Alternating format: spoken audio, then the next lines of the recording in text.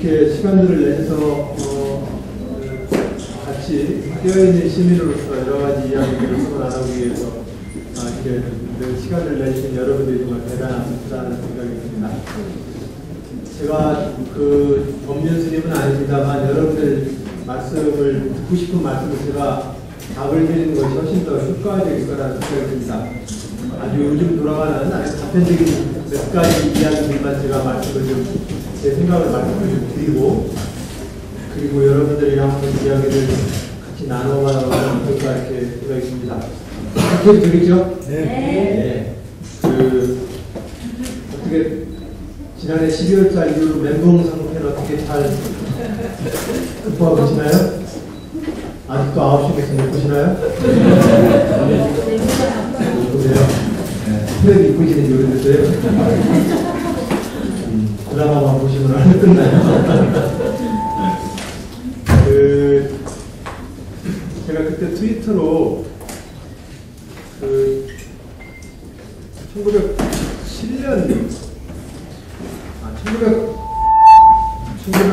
1987년 대선에서 지고 나서 그때 참 많이 깨달았어요.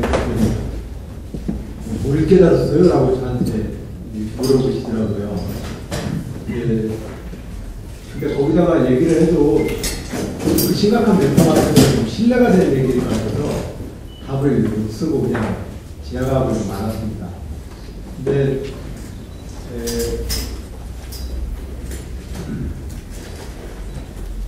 민주주의 잘하려면 자기가 지는 경우도 상정해야 됩니다.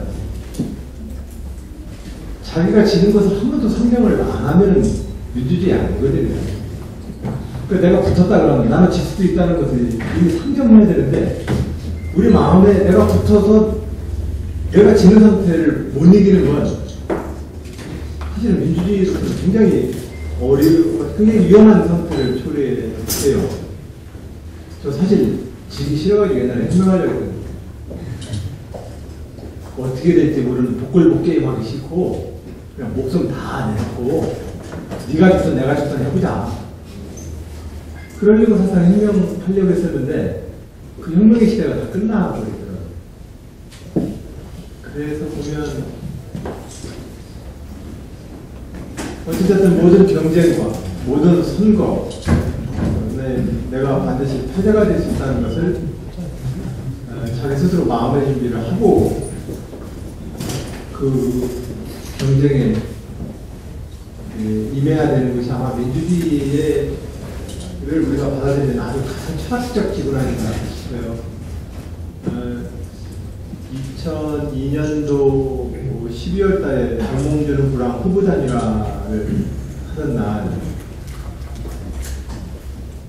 후보 단일화를 하는데도 옥신각신하고 그래서 끝내 이제 며칠 안 남았어요. 후보 등록이. 그래서 그럼 주권대로 다 받을게.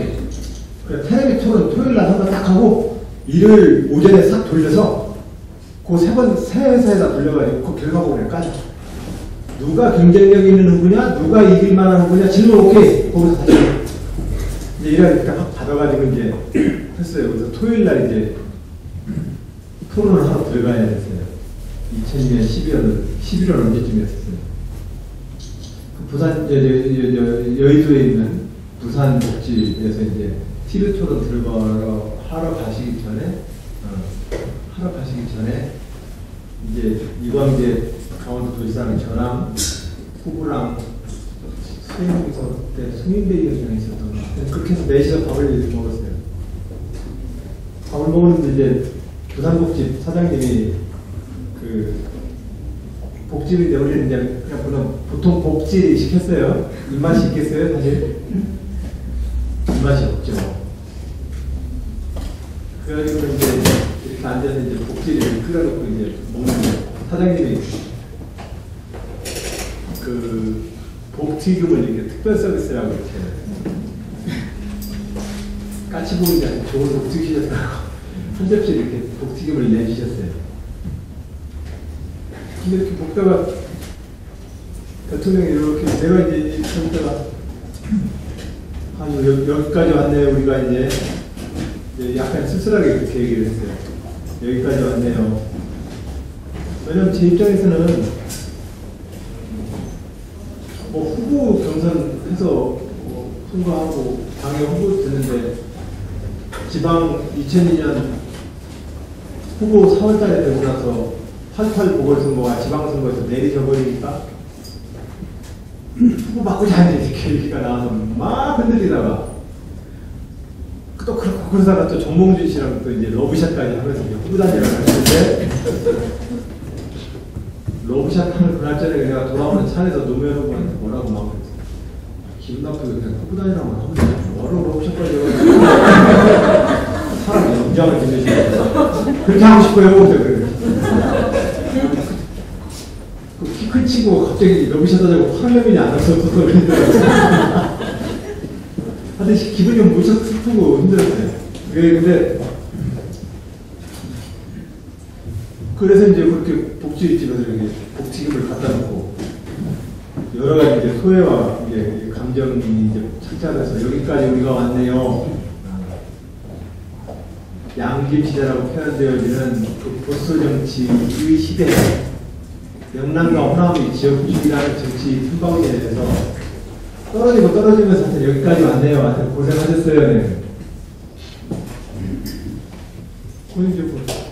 그래서 이제 복지금을 자기들 고생했어. 이거 많이 먹었는데 복지 이렇게 적어주는데 눈물이 나는 거예요. 이게 거의 이제 그 상황이 사실상 별로 좋지 않았어요. 여론조사 상황도 그렇고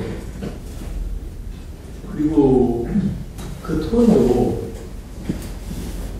톤도 열심히 그냥 토론해가지고 정몽준을 제압하면 우리한테 지지율이 올라가냐? 그건 아니에요. 그러니까 토론 잘해가지고 지지율이 올라오고 있는 상황이 아니에요. 그 상황이. 그러잖아요. 그날 역시 그날 정몽준과의 토론회를 노무현 후보가 역시 또 모든 토론회 내내 칼 등으로만 치시더만요. 칼날로는 한 번도 정몽준은 안 칩니다. 역시 그 정치인으로서 어차피 내가 필요해서 도움을 청하는 입장에 그 죽자고 싸워봤자 별로 득표에 도움이 안 되니까요. 칠 때도 칼등으로밖에 못 치는 상황이 되는 거예요. 그러니 맞죠? 이제 그렇게 해서 토론을 그렇게 딱 이래를 해버리고 다음 날에 이제 이 여론조사를 돌려서 그때 이제 강남의 르네상스 호텔에서 이제 발표를 하는데 그때 이제 신계를 모으는 게 발표 이쪽 청관이었을 거예요. 그래가지고 이제 봉투를 가지고 이제 와서 발표를 하는 거예요. 발표장으로 나가는 그 순간에 이제 대략 분위기가 감지되지 않습니까? 전화를 했을 때 시내 한 호텔에 있던 후보가 그때 전화로 저한테 얘기를 했던가 아니면 다음날 됐을 때 그랬던가 오히려 저도 괜찮았는데 이러는 거예요. 정몽준한테 저도 괜찮았는데 그래서 승자의 여기겠지 저렇게 말씀하시는 것이 그런데 그게 아니에요. 표정이. 그래서 왜 그렇게 얘기하시나 사실은 승자의 역사를 우리는 많이 봐왔지만 패자의 역사를 우리가 본 적이 없다. 패자는 무참하게 죽임을 당하거나 패자가 두고 보자 이러고 전치욕제 서속으로 머리 깎고 들어가 버리거나 아니면 주변에 계속 남아서 죄를 계속 뿌리거나 이런 패자의 역사에 실제로 패자가 어떤 방식으로 자기가 처리하는가에 대해서 우리 역사에서 그래서 분명히 별로 없어요. 그러니까 패자는 죽음이거나 죽음에 준하는 씻을 수 없는 치욕이거나 그런 거였어요. 그러니까 이제 노무현 대통령은 패자가 어떻게 패자답게 그 경쟁의 결과에 자기가 패자답게 처신하느냐를 보여주는 것이 승자가 돼서 대통령 되는 것보다 훨씬 더 많은 더 교훈 아니겠냐 이 얘기를 저한테 하시더라고요. 그래서 그때도 참 크게 노무현 대통령한테 배웠죠. 물론 이제 그와 인생 상통하는 이제 배움을 2001년도에 그 해수부 장관 그만두고서 이광재 그 당시 이광재 씨랑 저랑 둘이서 이제 비드로에서 얻어가지고 건강분들 한층을 죄다 통으로 돌려버리고 나서 대선 준비하려고 그러는 거 금강필이 한 층을 다 불려놓고 4명이 앉아있었으니까. 그렇게 나서는 해수부 잠깐 그만두시고 이제 분한테 잠깐 오시죠. 사무실 좀 보실래요? 그랬더니 사무실에 이렇게 와보셨어요. 와, 사무실. 자리들이 와봐. 황제랑 저랑 둘이 가서 이렇게 의자실에 앉아있었더니 고랑이 쳐다보고 이거 왜 얻었어? 대통령이 운전 안 하실 거예요? 가만히 있더니 이인재 씨한테 지면은 이인재 선거운동할 자신 있어? 이러죠. 기본적으로 정당의 큰 원칙으로 봤을 때 그 당의 경선에서 불보라고 탈당을 했던 사람에게 김대중 대통령이 그 기회했다는 이유만으로 또 그것을 면죄부를 주고 그 사람이 내 후보라고 생각하고 그 사람의 포스터를 들고 난 선거운동할 자신이 없다. 그래서 내가 이 당에서 경선을 좀 도전해야 될지 말아야 될지 너무 혼란스럽고 고통스럽다는 말씀입니다. 저는 당연히 일단 정보고 안 되면 그걸 주든지. 근데 그런 우리가 흔히 정치에서 바라보는 지면은 상대방가 실수할 때까지 계속 기다리고 실수하기를 계속해서 마음속으로 기도하면서 아니면 집에다가 인형 꽂아놓고 끊임없이 저기를 뽑으면서 그러면 상대방이 자빠지는 순간에 내가 기회를 찾는 이러한 역사 모델을 우리가 실질적으로 패전의 역사를 가져오고 그런 점에서 저는 승자와 대통령 노무현에 대한 기억이라도 오히려 그 대목에서 노무현 대통령이 보여줬던 것이 저한테는 정말 큰 가르침이었습니다. 그리고 또 가만히 생각해보니까 그게 정말 옳은 이야기입니다. 그래서 이제 속은 쓰리고 패배의 현실을 받아들이기 힘들지만 그래도 우리가 대한민국이라는 국가 내에서 같이 국민으로서 대통령 선거를 치렀다는 내가 질 수 있는 가능성을 열어놓고 지면은 지는 것대로 또 나에게 쏟아는 그러려면 이제 졌다는 사실을 제가 잘 받아들이는 것도 중요하고 두 번째로는 내가 패배했다는 사실, 내 가치가 실패했다는 얘기는 아니거든요. 자꾸 우리가 그걸 행동하거든요. 내가 좀 패배했다고 해서 내 가치가 실패한 게 아니거든요. 근데 그걸 갖다가 내가 승자의 가치는 생존하고 나는 이 선거에서 졌기 때문에 내 가치는 다 죽어버렸다라고 생각을 하는 것 자체가 내 가치에 대한 무욕 아니겠습니까? 그런 점에서 우리가 패배를 받아들이는 큰 틀로 보면 민주주의의 일반 룰로 봤을 때 모든 경쟁과 때는 승자와 패배가 있게 마련이고 내가 패배가 될 가능성을 늘 열어놔야 된다. 근데 이 이야기를 2002년도에 노무현 대통령이 했다가 후보 역시 잘못 봤어. 후보가 어떻게든 이길 생각은 아니고 무슨 수단과 방법을 가리지 말고라도 이길 생각을 해야지 지는 것까지 열어두면서 원칙을 지키려고 하는 걸 보니까 우리가 후보 잘못 본 것 같아. 이런 아직도 이제 후보 지위가 더 흔들리는데 긍정적인 역할을 했죠. 근데 이렇게 보면 그런데 민주주의에 대한 우리가 민주주의가 가장 큰 여러 가지 가치나 제도나 여러 가지가 있죠. 민주주의 원리에서 그려봤을 때 인류 역사에서 민주주의가 필요했던 이유는 왜일까요? 폭력 때문이에요. 민주주의라는 제도가 성립되게 되면 내 견해도 그렇고 상대방 견해도 그렇고 나도 오라 니도 오라 그럼 어떻게 해? 결투 하나 죽는 수밖에 없는 거예요.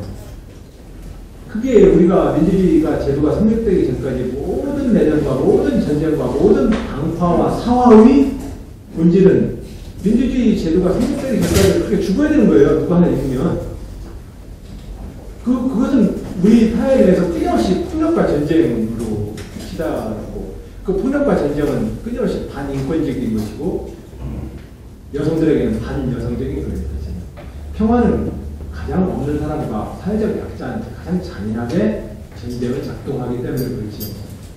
폭력과 전쟁의 시기에는 가장 강한 자들과 폭력적으로 강한 자들이 살아나는 거거든요. 그러니까 사회적 약자에게는 전쟁과 폭력은 가장 아픈 상처가 돼요. 그렇기 때문에 전쟁과 폭력 자체는 반여성적인 거예요. 그런 점에서 그런 것까지 포함해서 우리가 그런 지지고 볶고 한 2000년 살다가 민주주의 제도를 확립시켜서 그 민주주의 제도를 정착시키려면 반드시 서로 간에 견해가 다른 것에 대해서 경쟁을 하게 되고 그 경쟁의 원리 속에서 선거라는 제도를 놨고 이 선거라는 제도 내에서 이 선거 제도가 성립되려면 선거 제도의 공정성, 선거에 임하는 사람들에 대한 정부의 불균등성을 극복할 공정한 언론 사회, 뭐 이런 것들이 같이 기반이 갖춰져야만 민주주의 선거제도가 작동하지 않겠어요? 그렇기 때문에 이 선거제도를 확립시키는 것이 민주주의의 가장 초보죠. 첫걸음이죠.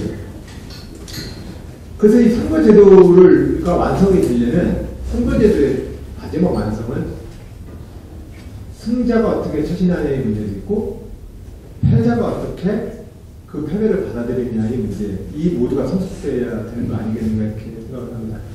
그런 점에서 이제 저 개인적으로는 좀 마음에 복잡한 소외가 있죠. 승자가 되어서 원칙과 규칙을 승자에게 가장 잔인할 만큼 원칙적으로 승자한테 먼저 적용한 사례가 참여정부 저의 교섭 사례 아니잖아요. 그러면 그래요. 저 그때 감옥 갈 때 제가 앞으로 뭐 참여정부 내에서 장관을 하는 국회의원을 몇 번 하는 그것보다도 제가 감옥 가는 일이 민주주의 역사에서는 가장 크게 기하는 일이겠구나. 이렇게 해서 저도 그렇게 속 크게 생각하기로 했어요. 왜냐면 그렇게 생각 안 하면 제가 열받아서 못 살니까. 그렇게 이제 생각하고 이제 감옥 갔다 와서도 이제 그것도 와가지고 사면복관하고 밥도 일하면 좀 웃기잖아요. 가만히 생각해보니까 저는 이제 이 참여정부라는 무대에서 제 쓰임과 연도는 끝난 사람이더라고요. 그래서 이제 그렇게 이제 지냈지요. 어쨌든 지난 대선 얘기를 통해서 민주주의 얘기까지 왔습니다만, 하여튼 우리가 멘붕에서 우리가 하루속히 극복되시길 바랍니다. 그리고 그것의 마음은 통 크게 내가 붙었으면 내가 질 가능성도 난 열어놨어, 이런 정도의 마음이 하나 있어야 되고, 두 번째로는 내가 졌다 할지라도 내 가치가 패배한 게 아니야. 봄꽃이 있고 여름꽃이 있는데 4월 되고 5월 되니까 봄꽃이 피세요. 옆에 있던 여름꽃이 아주 나 쳤어 쟤한테 이렇게 얘기하는 여름꽃 있겠어요? 개똥 타는데 나는 5번이고 앞에 3번 아줌마가 개똥 타간다고 나 이거 끝났어 이렇게 생각하겠어요? 그러면 안 되거든요. 결과적으로는 내 가치와 내가 지향하고자 하는 것들이 국민과 역사가 흘러가는 과정에서 나에게 주어질 수 있는 시간은 꼭 와요. 이명박 대통령과 박근혜 대통령은 어떤 의미일까? 왜 국민들은 그런 결정을 내리셨을까? 우리가 모두 이제 기독교인과 성직자라는 이름으로 하나님과 부처님 앞에 기도를 해봐요. 이게 무슨 뜻입니까, 주님? 이게 무슨 뜻입니까, 부처님? 이게 무슨, 이 역사가 어떤 의미입니까? 라고 기도를 한번 해보세요. 뭔가 이유가 있으니까 그렇게 된 거예요.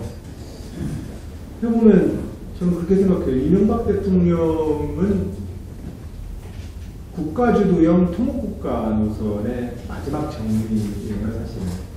그렇잖아요. 박근혜 대통령은 어떤 의미일까? 박근혜 대통령은 모르겠어요. 박근혜 대통령이 기도를 좀 잘하시니까. 기도자는 기도해야 돼. 역사 앞에 기도를 하든 아니면 자기 종교적 신념 앞에 기도를 하든 자기가 믿는 어떤 절대적 가치의 흐름과 이 사회와 이 자연을 뭔가 지배할 거라고 믿는 자기 어떤 신념책에 앞서 기도를 해줘야 돼요. 그러고 나서 자기 소임을 자기가 정해야 되는데 박근혜 대통령은 과연 어떤 것일까 이렇게 생각을 해봅니다. 단순하게 아버지에 대한 추억과 아버지와 함께 지냈던 그 청와대 생활에 대한 고통 회복은 아닐 거예요. 그에게도 간절한 진실이 있을 겁니다. 근데 우리 모두 다 그 간절한 진실이 있는데 그 진실이 그런 점에서 모든 사람은 다 진실한 거예요, 사실은. 이명박 대통령도 뭔가 자기 나름의 간절한 자기 인생의 진실이 있을 거예요. 근데 그리고 또 크게 보면 대한민국의 대통령들은 여러 나라의 독재자를 불러서 비행기 빌려가지고 원래 스위스 비밀가다가 도망가는 대통령은 없었잖아요. 그런 점에서 보면 우리나라의 국민적인 역사 수준이 사실상 다른 나라보다 훨씬 나았던 거죠. 하여튼 그런 점에서 박근혜 시대는 어떻게 보면은 지난 또 시대에 대한 그 역사가 또 그렇게 해서 지그재그로 자기를 마무리해 나가면서 직진으로 강물이 가면 강바닥 패이고 주변 사람들 다 떠내려가지 않겠어요? 지그재그로 간다라고 하면 그것이 뭔가 이것을 한 번씩 채워서 가야 될 만한 어떤 역사적인 의미를 국민들이 두고 있기 때문에 박근혜가 된 거거든요. 이제 그런 점에서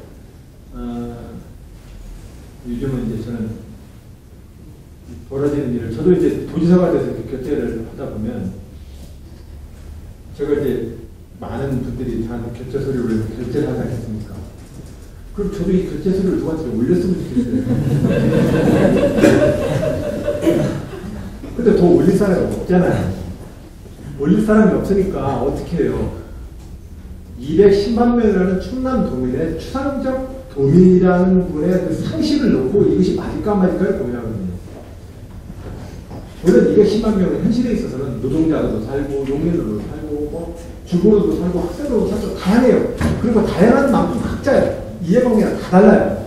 210만 명이 하나의 목소리로 존재한다는 것은 우리의 추상적 개념인 것이 현실로는 다 존재하지 않아요. 근데 하지만 그런데도 불구하고 5천만 국민들이 얘기하는 역사적인 뜻이 있어요. 사람의 상식이라는 게. 그렇기 때문에 이제 210만 명의 도민이라는 이 사장님한테 저는 이 결제서를 올리는 마음으로 사인을 하거든요. 그 210만 명의 도민이라는 뜻을 어떤 방식으로 받아들이냐가 지도자가 해야 될 자기 몫이죠. 그 사람이 가지고 있는 역사관이고, 그 사람이 가지고 있는 역사적인 수명의식일 거예요. 그래서 이 수명의식을 잘 지도자들이 이제 자기 고민들을 해야 돼. 자기 과제들이 아마 지도자들이 그런 것들이 자기 과제가 아닐까 생각이 들더라고요. 일단 대선 뒤에 우리가 생각했던 그 가치나 이런 것들이 이런 여러 가지 조건 속에서 이번 실패가 아니었다는 것이지 우리 가치가 되는 패배했다거나 나쁜 것이라는 생각은 안 듭니다. 그렇게 생각을 하고 다만 우리 내부에도 이제 여러 가지 대한민국 사회에서 진보진영이 가지고 있는 여러 가지 슬픈 역사가 있지요. 뭐 짧게만 보더라도 식민지 때 독립운동을 했던 많은 분들이 해방되고 나서 김구 선생님도 그렇고 장준하 선생님도 그렇고 다 그렇게 돌아가셔버리잖아요. 그리고 또 국민들은 남한, 북한 모두에서 단독정부 수립하는 걸 국민들이 허락하셨을 거예요. 제주 4.3 투쟁이 있지 않느냐라고 얘기하지만 사실은 국민들이 그냥 용인하신 거예요. 그러면 그 역사를 어떤 방식으로 가냐, 이 역사를 어떻게 도대체 어디로 가시려고 합니까? 이런 질문이 들죠.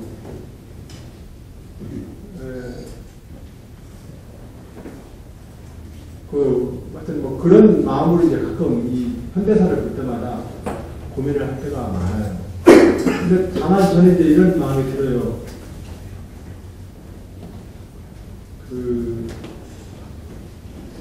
대한민국의 역사가 현대사가 가지고 있는 이 비극과 슬픈 모습을 이제는 극복을 했으면 좋겠다. 그래서 제가 이 땅의 보수주의를 자처하는 분들한테 만날 때마다 그 얘기를 하지요. 나라를 빼앗겼을 때 그 나라의 독립을 위해서 싸웠던 사람임을 우리는 자꾸 존중해줘야 한다. 그것을 분단이라는 공간 내에서 그 사람들을 다시 한번 좌파우파 나누면서 그 와중에 그 독립운동의 흐름을 좌파라고 매도를 해버리면 안 된다.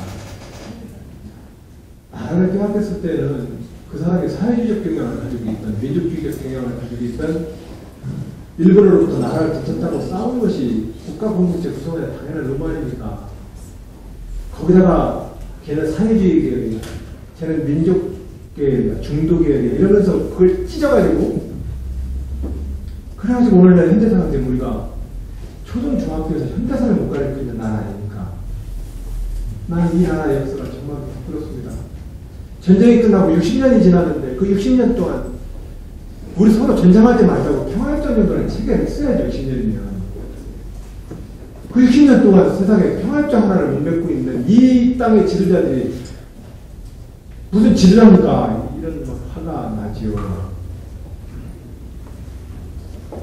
겨우 해야 상대에 대한 분노를 조직해서 자기의 권력적 지위를 따는 정도의 수준의 지도력을 가지고 있는 우리 현대사는 너무 저는 부끄럽고 싫어요. 저는 충남도 도지사에서 얘기하는 게 아닙니다. 1964년도 이 땅에 태어났던 어떤 소년이 이 역사를 보고 내가 듣기로는 내 부끄러움입니다. 지금. 나 정말 그래서 싫어요. 이 역사가. 근데 이런 문제입니다. 우리 현대사가 이 문제를 좀 풀어줘야 되거든요.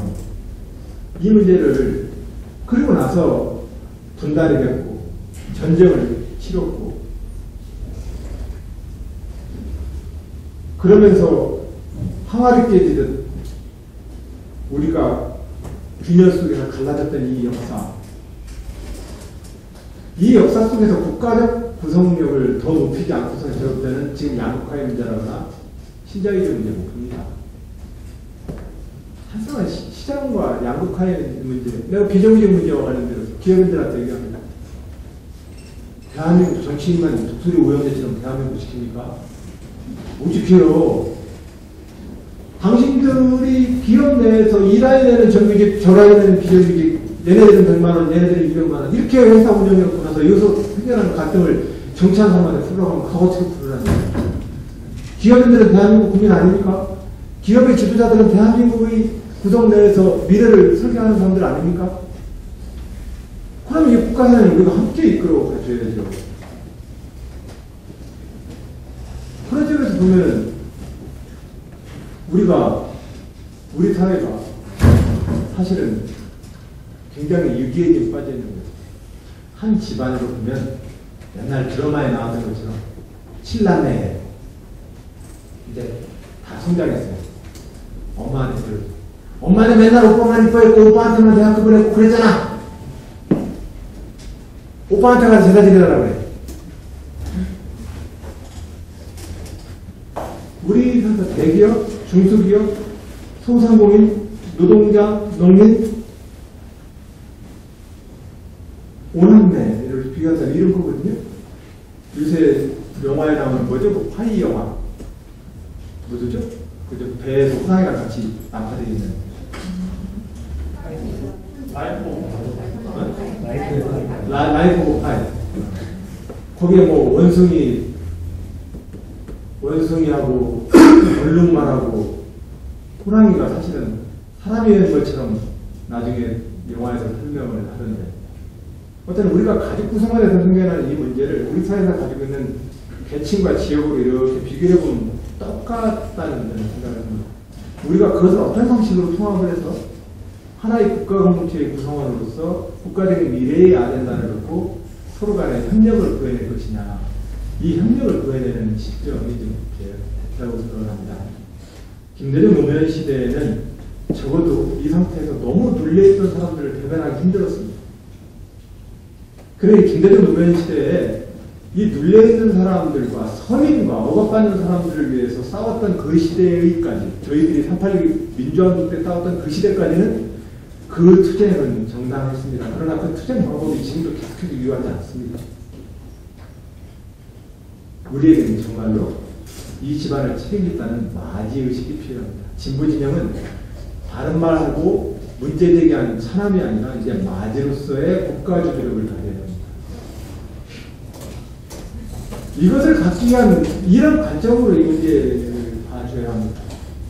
그랬을 때 대한민국의 식민지, 분단, 전쟁, 독재의 역사를 끌어올려서 분단의 문제를 풀어줘야 하고 주변 강국 속에 휩싸여가지고 언제 어떻게 될지 모르는 우리 한반도의 이 역사에 그 비극을 되풀이하지 알겠다는 어떤 국가적인 다짐들이 더 필요합니다. 역사는 또 비슷하게 반복된다고 얘기하지 않습니까? 명청기 때도 그렇고 그렇잖아요. 그리고 부자 선대 못 간다고 국가의 희망성세도 그렇게 계속 오래 가는 건 아니거든요. 우리가 평범한 직장인들이 마이카 시대를 이야기한 지가 하다 불과 한 15년 된 거예요. 이 15년의 걸치적 풍류가 계속해서 지속될 수 있냐? 무엇으로 계속된다고 우리는 생각하고 있냐? 사상은 굉장히 어렵습니다. 그러니까 노무현 대통령이 그 과정에서 김대중 노무현 대통령이 개방전략을 통해서 치고 나가는 수밖에 없다고 결정을 하시겠다는 굉장히 이 문제의식이거든요. 하여튼 그런 결정을 하여튼 간에 그 진보진영은 국가운영을 맞이 관점에서 이렇게 하겠습니다라고 하는 이 신뢰를 국민으로부터 얻어야 합니다. 그러나 국민들은 아직 진보진영에게 다른 말하는 주체 정도로 인식을 하십니다. 그러나 집안의 촛불을 맡기는 국가의 집권세력은 국민들이 저르민의 제자진이를 의미하는 국민적 상식의 국가라는 믿음을 입혀야 적어도 이 문제를 우리 진보진영이 좀 잘 풀었으면 좋겠다 이렇게 생각을 합니다. 그랬을 때 국민들이 현재 제가 도지사 되고 나서 어느 농민이 저한테 얘기합니다. 지난달에 농민들하고 한 달에 한 번씩 농민대회 가는데 도지사님 저 FTA 안 했으면 좋겠어요. 당장 돼지값 떨어지죠. 농수축산물 들어와서 저 농민으로서는 좀 안 했으면 좋겠어요. 근데 하지만 가만히 그러고 나라 생각하면 또 안 할 소리는 없는 것처럼 보여요. 그러니 참 이거 내가 어떻게 하면 좋겠어요 라고 저한테 질문을 해요. 자, 그 질문을 하는 국민들한테 어느 하나의 방향으로서 얘기를 하는 것은 국민들한테 나라를 이끌 주도세력으로서의 신뢰를 못 줘요. 두 가지 모두 다 답을 줘야 합니다. 개방이 가져올 피해 산업과 피해자들에 대한 우리 사회의 또 다른 패자부활전의 시스템을 어떻게 만들 것인가. 패자부활전 단어를 안 좋네요. 어쨌든 그 시스템을 뭔가 해야 되고요. 또 하나는 우리가 현재의 물질적 팩터를 유지하는 만한 여기다가 덜 쓰고 덜 소비하는 오래된 미래 같은 걸 철학을 우리가 국민들한테 소비운동을 우리는 꾸준히 해야 되겠지만 그것을 국정과제로 삼기는 어려워요. 현실적으로. 그러면 이것이 계속해서 유지되어야 될 만한 성장 전략을 어떻게 할 것인가에 대해서 동시에 모두가 안을 내줘야 돼요. 그랬을 때 지금 현재 진보진영은 좀 아직도 답이 없는 겁니다. 답이 없는 게 아니라 의견 통일을 좀 못하고 있는 겁니다. FTA 문제에 대해서 개방론을 하게 돼요. FTA 자체를 하지 말자는 것이 난 아니었어. FTA 이거 독수조항 좀 다루자는 얘기지. 어떤 그러면 내부적으로 그렇죠. 합의를 좀 해내야 합니다.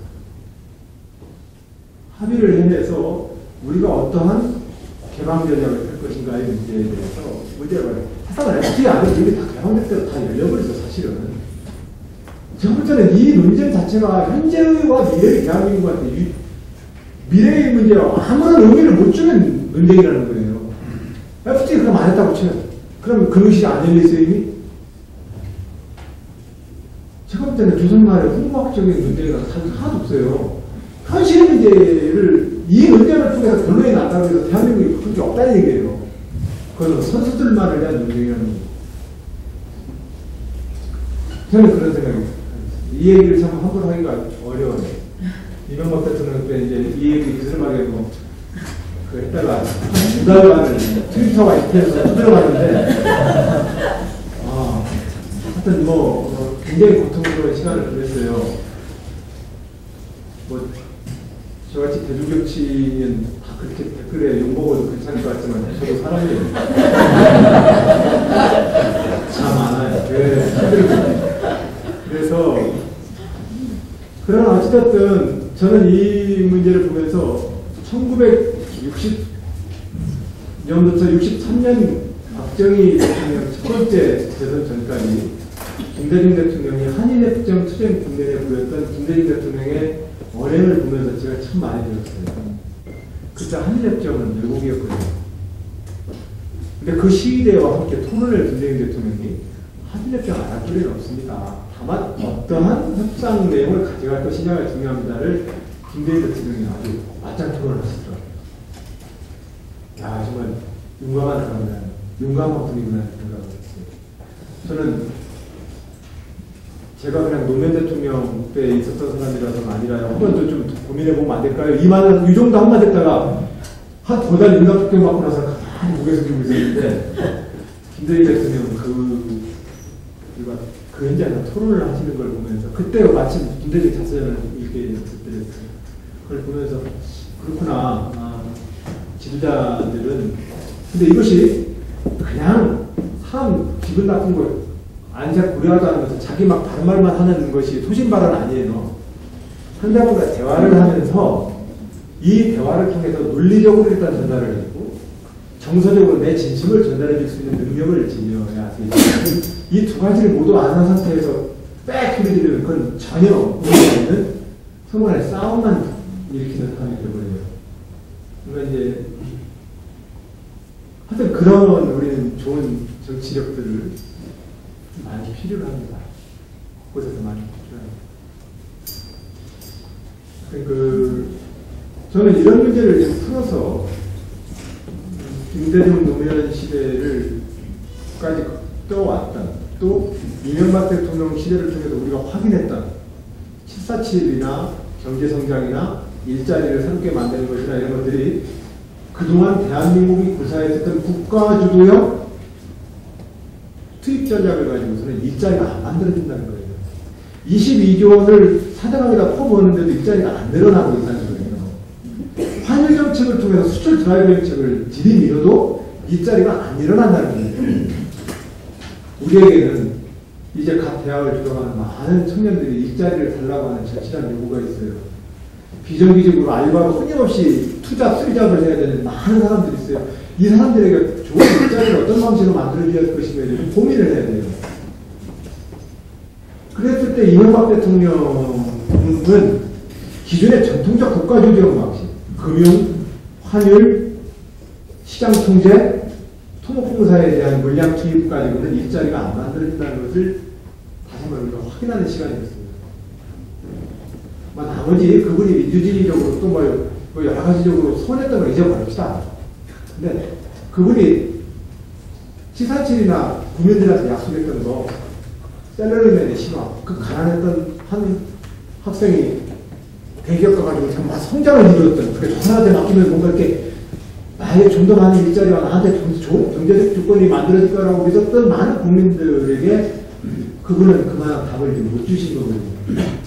그랬을 때 그분이 시도했던 방식이 뭔가 보면은 전통적인 국가주도형 경제발전 전략이 지금으로서는 유효하지도 않고 그 국가주도형 경제발전 전략을 펴기에는 국가도 수단을 못 갖고 있다는 거예요.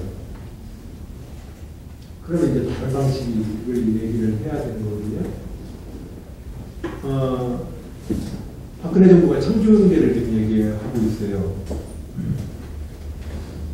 예. 과학 비즈니스 벨트도 사실은 노무현 대통령 때 참여정부 말기에 과학부총리 하나의 과학위원회에서 제기됐던 프로젝트예요. 그래서 대한민국이 21세기 성장 전략을 가려면 70년대에 낮은 저임금 숙면 노동에 입각해서 해외시장에 물건을 팔다가 80년대에 각각의 세계의 자본들이 몇 조씩 들어가는 직접화된 투자를 결정하지 못하고 망설이는 그 순간에 국가와 이병철과 재벌들이 손을 잡고서 반도차고 뭐고 확 투자를 해가지고 국제적인 가격에 대한 경쟁력을 유지한 것이 오늘날 디스플레이와 반도체예요.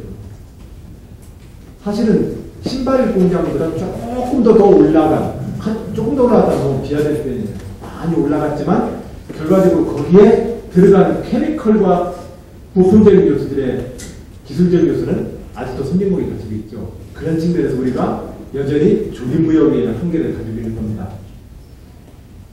원천 기술이 우리가 가지고 있는 것이 없으니까. 그러면은 옛날 신발 만들어 팔던 정도부터는 밥색지의 목표를 벗어났고, 조금 더 저 조립무역 상태의 디스플레이와 반도체 시절에는 차 정도는 모는 나라가 됐어요. 근데 문제는 이 문제가 우리 추격 국가들과 격차가 기술 격차가 크지 않다는 거예요. 이제 우리가 전 세계적으로 지금 1등 시장 마켓시어 1등을 하고 있는 상품들의 숫자가 자꾸 줄어들고 있어요. 그러니까 그 상태에서 창조경제라거나 새로운 지식경제 기반을 갖고 해야 된다는 건 맞는데, 그걸 어떤 방식으로 바꿔야 되는지 좀 모르겠어요. 저는 잘 풀어봐줬으면 좋겠어요. 왜냐면 그가 지금 이제 주도권을 가지고 있습니다. 그가 그 문제를 잘 풀어줬으면 좋겠어요. 근데 이 문제는 단순하게 결단, 과학적 기술 이런 것들이 결정하는 것 같지만, 경제적 통찰과 결단, 과학기술에 대한 축적 이런 것도 필요하지만 타당한 민주주의적 리더십이 가장 필요해요. 예를 들면 대한민국 모든 나라 사람들이 왜 5년 뒤에 청와대에 들어간 대통령들이 불행해지는가 하면요, 대한민국 대통령은 안 불행해질 수가 없어요. 선거 때마다 대통령이 우리 동네에 과시했다고 하는 정치인들이 벌써 전국 228개 지역에서 선거할 때마다 우리 동네에서 대통령을 안 하니까 인정합니다. 심지어 자기 동네에서 배출된 사람은 뭐라고 해요? 대통령은 말이야, 자기가 역사에 남는 위대한 대통령 되려고 우리 고향 동네에 기생시킵니다. 사실은 모든 정치인들이 대통령이라는 걸 정점으로 해서 그것을 상대로 책임을 회피하면서, 그러면서 그나저나 대통령을 하나 모든 연대보증의 최종 연대보증자를 만들어버리니까 5년 동안 그 연대보증 도장이 찍딱 밀어가지고 나중에는 이제 대통령이 힘이 바닥이라고 하거든요. 그러니까 이 구조가 극복이 되려면 어떻게 해야 돼요? 우리 부모님들이 그랬던 것처럼 해야 돼요. 아들, 딸 그랬으면 아들면은 돼야 돼. 야, 이제부터 나가 살아라. 책임을 내줘야 돼. 못 살아도 살아도 늘 책임해야 돼.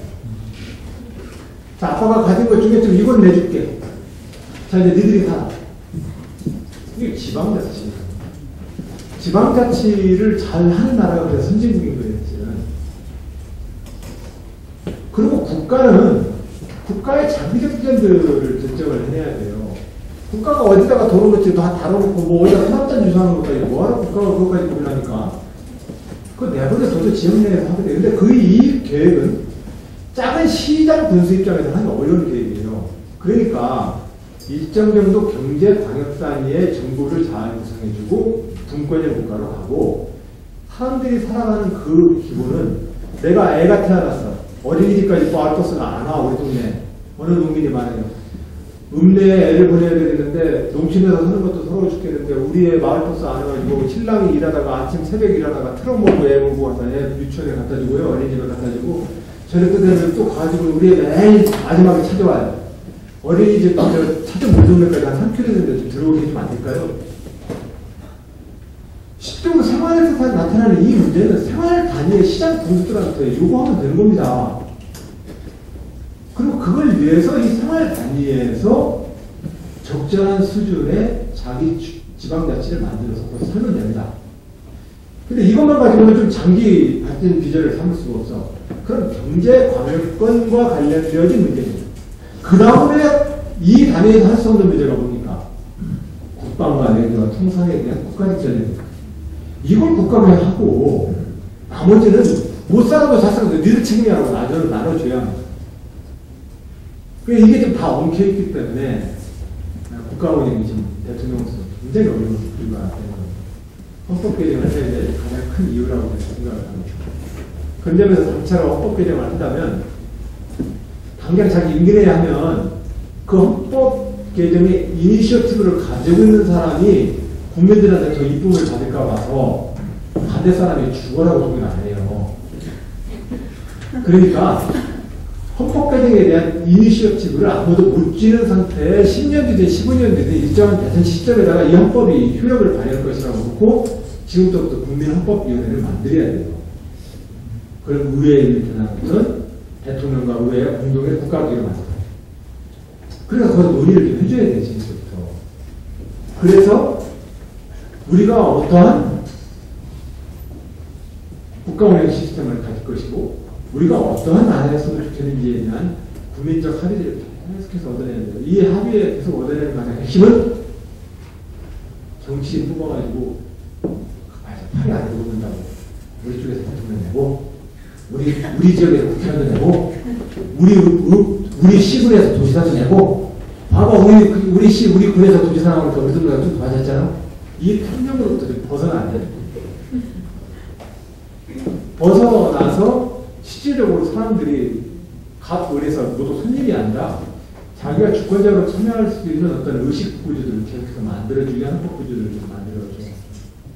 이제 그 시점이 됐다고 생각하고 헌법개정이 이제 그렇게 하나 가야 되고 자치국권을 많이 높게 풀어야 되고 경제적 성장과 일자리 문제에 대해서도 전통적 국가주의형 발전 전략으로 안 된다면 이 문제에 대해서 그러면 우리는 어떠한 형태의 개인의 책임을 물을 것이며 어디까지 시장의 원리를 극복하는 국가정부 정부 형태를 가져갈 거냐는 거예요.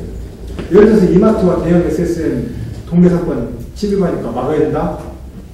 그래가지고 어떻게 좀 규제 만들었죠? 전통지능 상권으로부터 500m 이내는 유격을 준다. 그럼 500m 바깥에 잡으면 틀림이 안 가요? 그러니까 실질적으로 우리가 말하는 이 시장에 정부가 제도를 가지고 섣불리 접근을 해봤자 효과가 없어요. 당장 그것을 반대하는 투쟁을 하면은 속 시원하게 대통령하지만 안 그래요.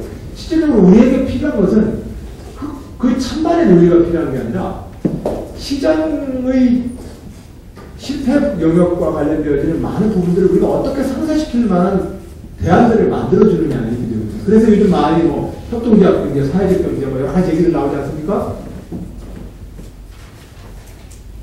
그 대안들을 만들기 위한 다양한 시도들을 해야 되는데 결과적으로 시장의 원리와 전통적 정부의 실패를 극복하려면 어떻게 해야 돼요? 교섭소에 마을 사람들이 나서는 수밖에 없어요. 마을 사람들이 나서줘야 돼요. 그럼 이제 주민자치를 좀 더 강화해줘야 되고 이렇게 해서 이제 제가 이제 도지사되면서 계속해서 지금 이 일을 하려면 어떻게 돼요? 공무원들이 일하는 방식이 바뀌어야 돼요. 국가가 뭔가 주도해서 막 끌고 가면 될 것처럼 생각하니 전통적 방식을 공무원들이 바꿔줘야 돼요. 행정혁신, 정부혁신 하면 무능하고 부패한 공직자들 욕구이고 쫓아내기 이게 정부혁신 아닙니다.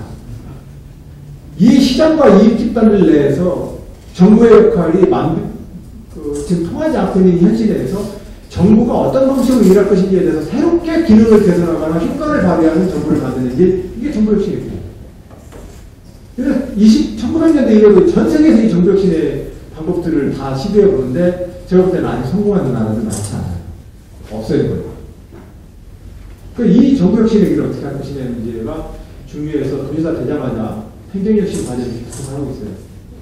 그러고 나서 어떠한 형태가 됐든 간에 주민들이 참여할 수 있어야 돼요. 그러려면 자치제도를 도지사 입장에서는 시군에 가서 하고 포기하고 생각 말고 시군이 실질적으로 생활자치군과는 굉장히 책임적으로 일을 하는데 도가 뭘 도와줄 것인지 관점으로 다시 바꿔야 돼요. 근데 여기까지 도는 광역이라고 해서 현재 지방자치법상으로도 도지사의 역할을 국가이임사무의 관리 감독 기능이에요. 조선시대 임금님의 명을 가지고 고을 사또와 원님들을 잘 관찰해가지고 관찰사로서 장제를 잘 올리는 능력을 우리 지방자치법도 그 수준 아니면 못 넘어가요. 공무원들이 일하는 방식도 당연히 그 이상은 안 넘어가야 돼요. 그러면 이 과제를 극복시켜야 돼요. 그럼 정부혁신의 길과 자치국권의 과제를 구체적으로 봐서 국민들이 원망하고 탓하는 그 대상자가 아니라 자기가 참여하는 어떤 공간을 만들어줘야 돼요. 시민의 역량을 끌어들일 수 있는 이 자치제도를 만들어줘야 돼요. 쉽게 말하면 어렸을 때 동네 상여매는데 상여 이렇게 늘려가지고 여기다가 멜빵만 많이 하면 동네 사람 다 달라붙을 수 있어요.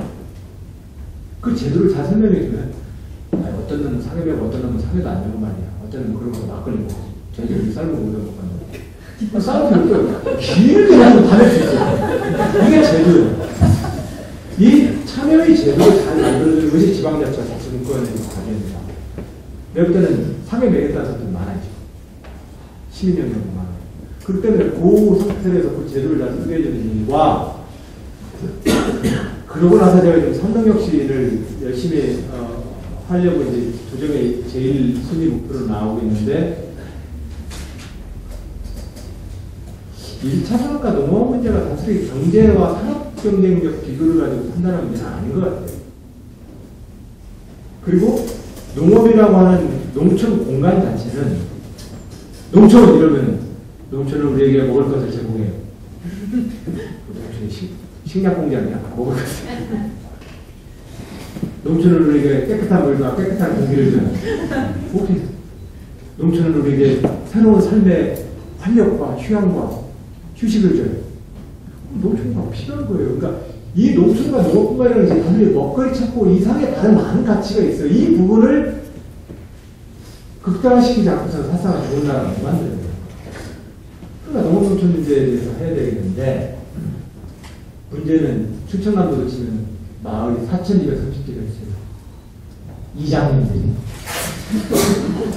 경로당은 5,450개가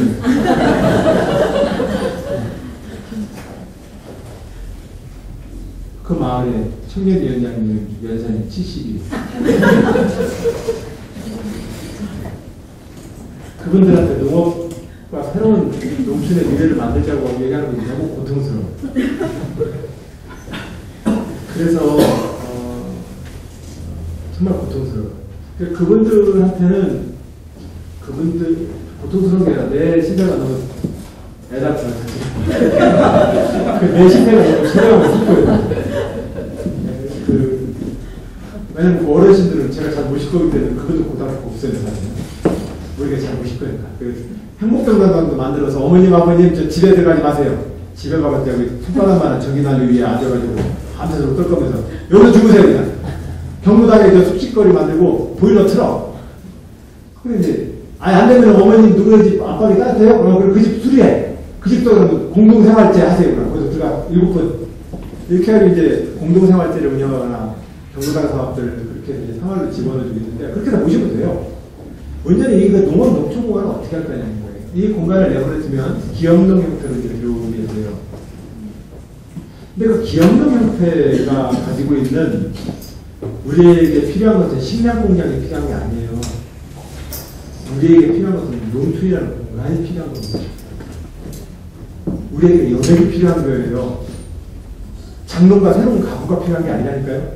우리에게 여백이 필요한 거예요. 그게 농촌이에요. 그 농촌과 가장 여백 있게 의미 있게 채우는 것이 농업이에요 지금. 그거에 대해서 사실은 우리가 전략을 펴내야 돼요. 그리고 이 문제를 풀어야만 세계를 향해서 새로운 21세기 대한민국의 도전을 해낼 수 있어요. 이것을 뒷받침을 안 해놓고 기업 유지 중심으로 자본 유지 중심으로 세계를 향해서 싸워버리면 결과적으로 차전놀이 하면 제일 소비지에서 따라가던 놈들 잡아야 돼요. 그게 돼 있거든요. 그래서 이제 제가 하는 이 삼농과 농업 문제는 가장 변두리 일 같지만 가장 중심된 일이라고 생각해요. 이 정도 되면 왕자병인가요? 그리고 그것이 저는 노무현과 김대중의 역사를 이어받는 새로운 재개간 사업이라고 생각을 합니다. 그래서 정치인들한테 말씀을 드리죠. 제발 차별화 말로만 하지 마시고 그 시대에 못 풀었던 과제를 한번 좀 풀어보세요. 지금 노무현 정부 실패했다고 하는 얘기가 무슨 의미가 있어요, 그게. 그 시대에 못 풀었던 과제 뭐가 있어요? 양극화 문제 어떻게 풀래요? 새로운 일자리 우리 못 만들었잖아요. 새로운 일자리 어디서 만들래요? 이 과제를 고서 좀 싸웠으면 좋겠어. 그걸 가지고 싸웁시다, 싸우더라도. 그러면 그 싸움의 결과로 좀 이 대한민국 배가 앞으로 나가는데 너 친구이 아니야. 지난 대선 패배를 책임져야 돼, 안 돼야 돼? 정말 이런 싸움을 좀 안 했으면 좋겠어요. 정말 부끄러워요, 사실은. 어떻게 그럴 수 있어요? 우리 대표 대표가 돼서 후보가 돼서 싸워달라고 싸웠으면 아니 졌으면 얼마나 고생했냐라고 욕받다라고 또 추워가지고 비주를 살려가지고 다시 또 끌어갖고 살고 이게 당연한 순진이지. 죄인은 석고 대장을 보고라고 진짜야. 아니 어떤 논리 따라서 이거 정말 드라마같이 막장 드라마예요. 제가 너무 친동가에 얘기하는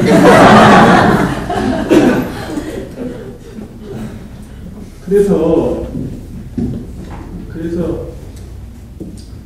모르겠습니다. 저는 그렇게 김대중 노무현 대통령이 흘러갔던 그 강둑으로부터 지금 현재 이런 방향으로 좀 강물로 흘러가고 있습니다. 이 강물이 지류가 되어서 막다른 골목에 가서 하늘로 증발해버리는 지류일지도 몰라요.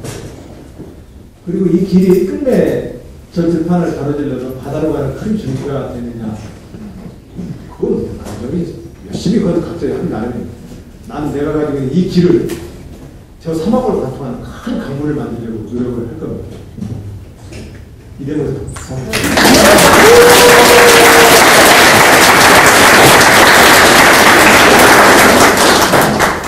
그렇습니다. 그래서 거의 정답이 어디 있습니까? 그러니까 절대로 그리고 요즘 와서 이거 고민하는 게 도지사되고 나서 제가 좀 체력을 게 또 한편으로 저희들이 깨닫게 되는 게 무엇이 정답일까라는 질문 별로 안 해요. 왜냐면 정답은 수도 없이 너무 많아요. 그러니까 정답이 하나 있다고 생각하면 어떤 사람은 틀리고 어떤 사람은 맞는 얘기일 거 아니에요. 그거 자체가 굉장히 위험한 생각이에요. 아니 안 살아본 미래에 무슨 정답을 누가 알아요. 다 정답입니다.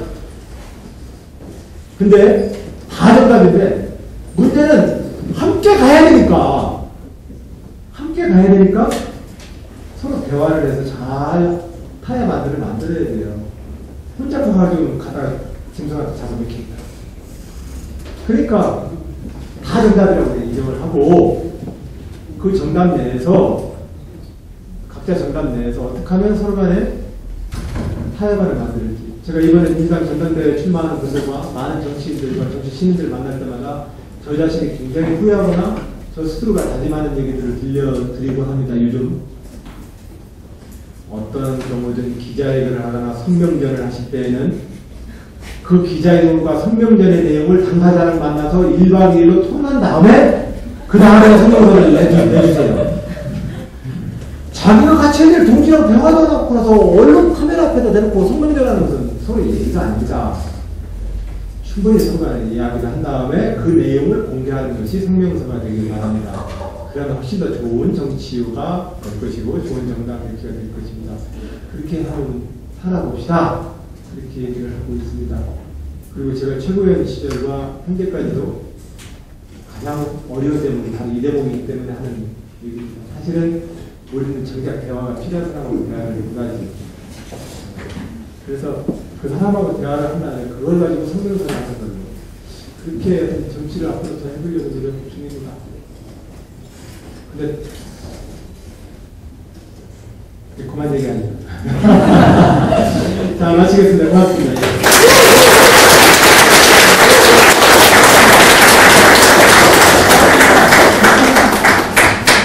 이래서 정치인한테 마이크를 주면 안 됩니다. 시간이 자꾸 지나가 버리네요. 저도 이렇게 시간이 빨리 지날 줄 몰랐는데. 그 말씀 좀 주시면 편하게 제 고민이나 그동안 했던 고민들 그리고 혹시 약간 제가 좀 속상하긴 하지만 저를 통해서 노무현 대통령의 흔적을 느끼고 싶은 분들도 질문해 주셔도 괜찮아요. 성실하게 대답해 드릴게요.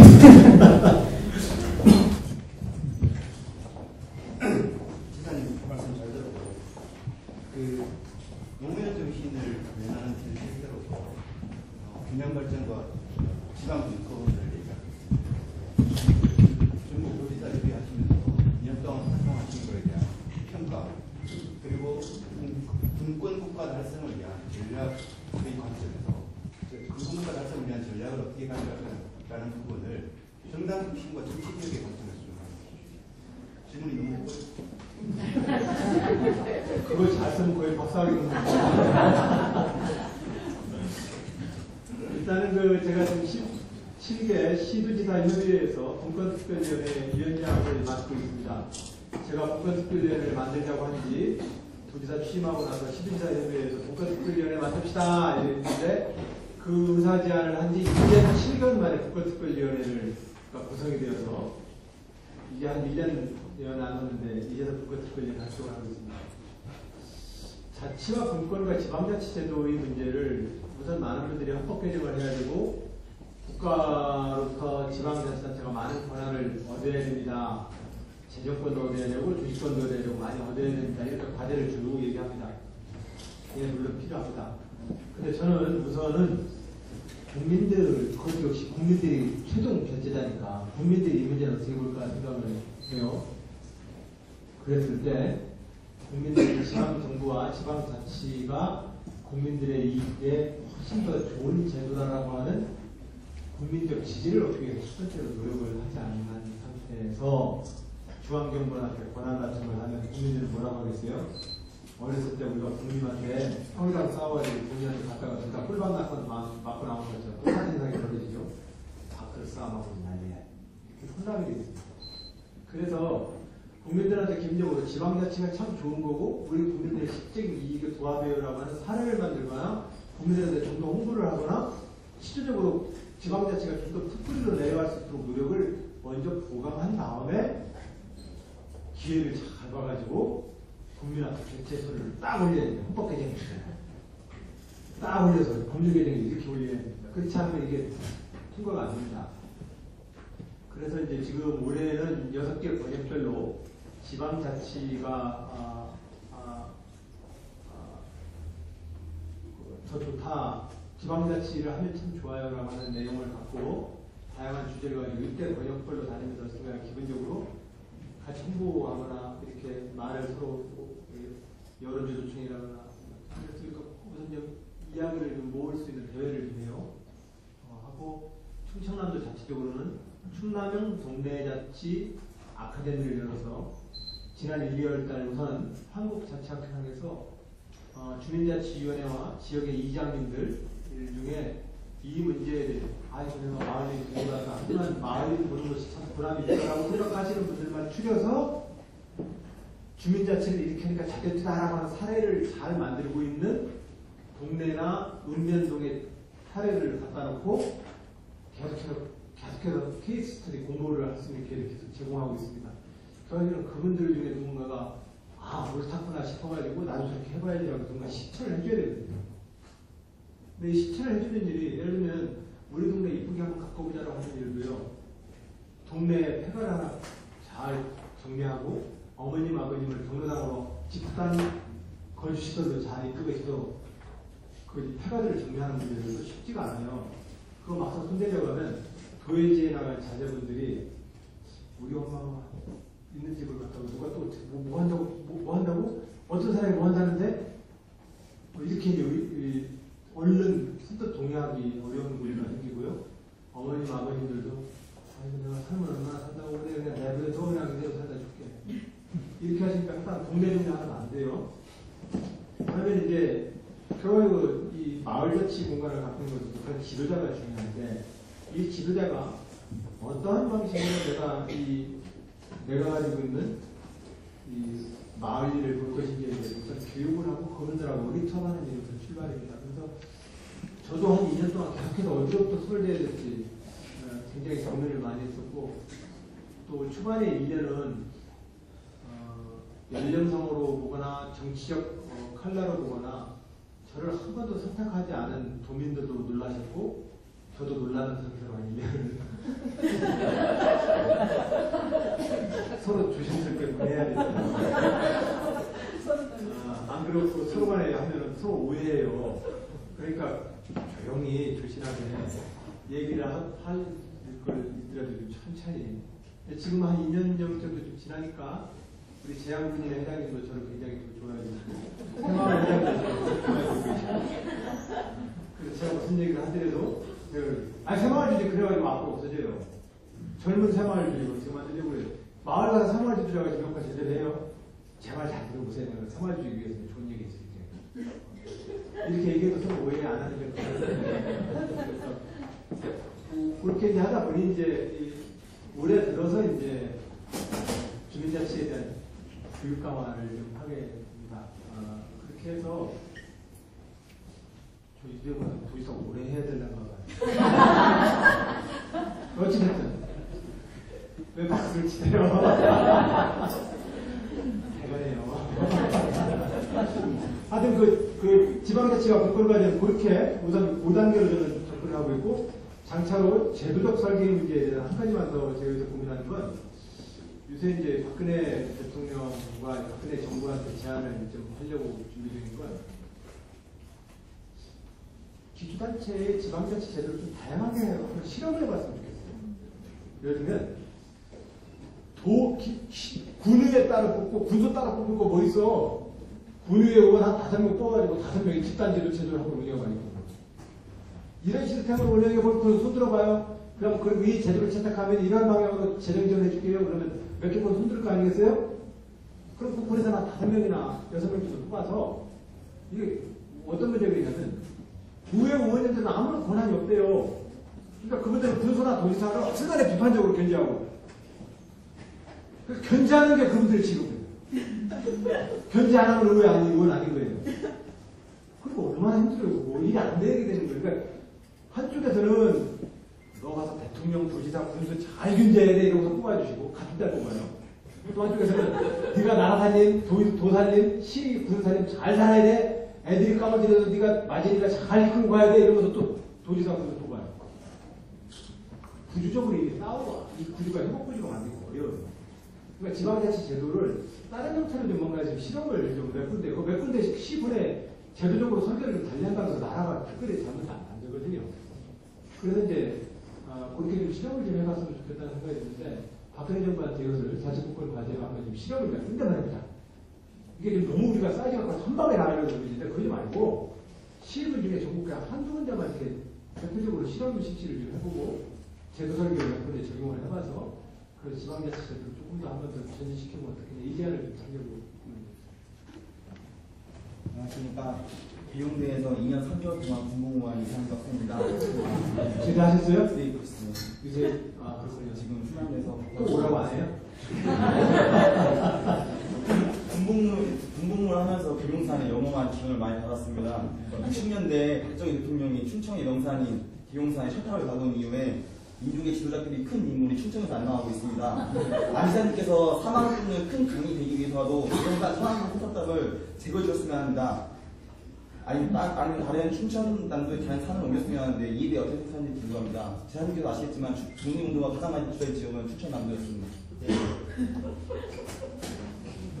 계룡산에 그 위에 있는 그거 네, 맞습니다. 성전탑입니다. 성전탑이요? 네, 맞습니다. 제거해 주셨습니다.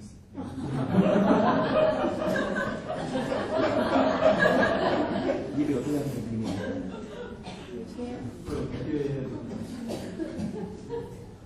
그 성전탑이 공중파 성전탑이던가요? 그죠? KBS랑 그 공중파 성전탑이죠? 송신탑. 송전에 송신. 잘 들었습니다. 기사님께 팽화의 전까지 한번 등산해 주셨으면 좋겠습니다. 저도 식장산에도 또 있던데. 네, 식장산보다 계룡산이 식장산도 있고, 계룡산은 군시설도 겸해 있지 않는 것이 맞습니다. 그죠? 군시설도 겸해 있어요. 그러니까 이제 충청남도가 천안의 분기점, 천안의 전산이 쪽에 가장 높은 산, 광덕산, 광덕산 800m 줄기를 중심으로 해서 서해안 쪽으로 맷도 경사로 가는 고름지대에서 그 고름지대에 가해산이 있고 계룡산이 있고 이렇게 해서 이제 충청도 현안산이 있거든요. 이제 그 맷줄기마다 이제 그런 신탑들이 필요했을 거예요. 공중파 시스템 때문에. 그것을 대체할 만한 시스템이 과학적으로 좀 기술적으로 좀 많이 진보가 되는지 봐서 그런 지상선 신탑들이 없는 상태로 뭔가 됐으면 좋겠네요. 그죠?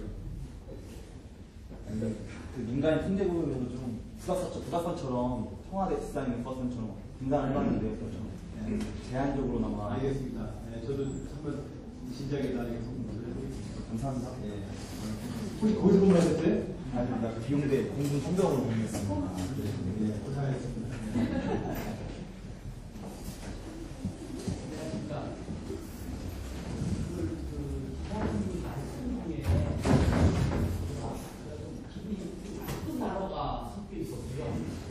어떤 단어가 이렇게 나보셨어요? 문재인 대통령께서도 하신 것 같아요. 저는 참여정부가 실패했다고 그 단어를 잠깐 쓰셨거든요. 근데 정부 자체가 실패한 건 없을 것 같아요. 물론 노무현 대통령님께서 그 재임하시는 동안에 수많은 정책들을 하셨는데 그 정책 중에 뭐 일부분이 국민들한테 조금 불만이 있는 정책은 있을 수 있을지언정 정부 자체가 참 실패했다고 하는 게 물론 우리 지사님께서 민주당 최고위원도 하시니까 민주당에서도 자꾸 참여정부의 실패, 전임 정부의 실패에 대해서 사과를 하는 이런 얘기를 하는데 노무현 대통령이 5년 동안 하시면서 우리들이 좀 더 많은 대화를 하기 위해서 저도 똑같은 말을 했습니다. 네. 참여정부 실패라는 말을 쓰면 안 된다고 제가 얘기했어요. 갑자기 그래요? 우리끼리는 화를 내는 건 안 돼요. 너무 자꾸 재임기간을 실패한 정부 이런 그러면 이렇게 해야 돼요. 나한테 일부러 한번 묻어주랬던 말씀처럼 우리가 그 문제에 대해서 조금 의연해야 돼요. 제가 참여정부 말기에 참여정부 실패했다고 그래서 참여정부 백업프로 만들어가서 참여정부 지켜보겠다고 2007년도에 1년 내내 떠다녔지 않았습니까? 그때는 노무현 대통령이 현직에 있었기 때문에 누군가 그 응원을 해줘야 됐어요. 그런데 그 활동을 한 거죠. 지금은 와서 실패를 했다고 말합니다. 입 아픈 얘기도 있나요? 그래서 오히려 그 사람들한테 내가 오늘 물어봅니다. 이 과제는 어떻게 풀고 싶으세요? 나는 볼 때는 현재 이런 과제는 이 문제가 있는데 이 문제에 당신이 견해는 뭐예요? 이게 서로 좀 뻔하게 물어보면 돼요. 옛날에 그 문제요? 아, 그렇게 생각하시네요? 나는 다르게 생각하는데. 그거 가지고 싸우지 마요. 근데 이 문제가 더 중요한 게 이 문제 어떻게 생각하세요? 이렇게 딱 생겨야 돼요. 뭐야, 실패했단 말이야. 이렇게 싸우면은, 그 시간은 대답할게요. 왜냐면 과거는 복귀가 얼마든지 가능해져요. 그리고 다 가정이거든요. 이렇게 했더라면. 그거 가지고는 서로 시간을 뺏길 필요 없어서, 가능하면 저는 특히 넘어가 버려요. 예. 저는 사회 양극화를 관료 사회가 좀 심화되고 있다. 그다음에 이제 고의 불균형이 심화되고 이런 것들이 대승적이 어렵다고 보면 매우 그 친밀하고 때로는 뭐또 교모해야 되고 또 구체적이어야 된다고 보는데 이제 최근에 고위 관료들이고 고위 공무원 출신들이 연간 연금을 4천만 원 이상 받는 사람들로 하여금 월 이제 18만 4천 원의 건강보험료를 내도록 하겠다고 하는 법이 이제 시행령이 이제 만들어져 있는 걸로 알고 있는데 그게 조직적으로 전관들이나 현재 고위직에서 반대를 한다는 이런 게 있지 않습니까? 이런 문제를 어떻게 풀어야 할까요? 연봉 4천만 원. 연금으로서 4천만 원 이상 받는. 연금? 예.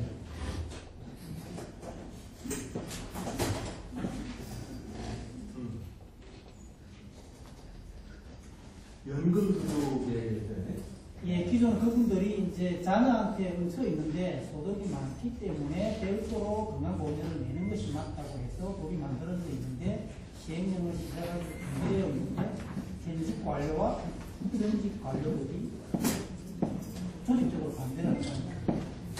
글쎄요, 앞으로 정말 그건 그 연금 소득에 대해서 연금 소득자에 대해서 어떻게 할 것이냐에 대해서 그 제도를 잘 모르겠네요. 하면서 좀 복귀해 놨습니다. 그러니까 우리가 연금 소득이 국가한테 그것도 소득이라고 보고 그 소득에 대해서 어떤 의무를 부과할 것이냐의 문제에 대해서 또 각국의 나라들은 그 연금 소득에 대해서 어떤 정책을 취하는지에 대해서 제가 공부를 못 해봤어요. 근데 아무 나중에 좀 공부해봤거든요. 다만 이제 그 문제에 대해서는 그러니까 이제 꼭 그 부분이 아니더라도 그 이제 전직으로서 고위공직으로서 충분히 그 누릴 만큼 누렸다 할까 안 그러면 뭐 충분한 보상이 될지 모르겠지만 있지만 그 이제 가진 편에 이미 선 사람들이거든요. 그렇다면 이제 세상이 지금 굉장히 어려워지고 있으니까 부분적으로 나눠서 부담을 져야 되는 그런 견제. 네, 하여튼 뭐 다양하게 우리 모두가 어려우면 각자가 있는 것만큼 덜어서 어떤 문제를 풀려고 다 서로 간에 그렇게 제안들이 되고 의견들이 나올 겁니다. 근데 지금 현재 가장 큰 문제는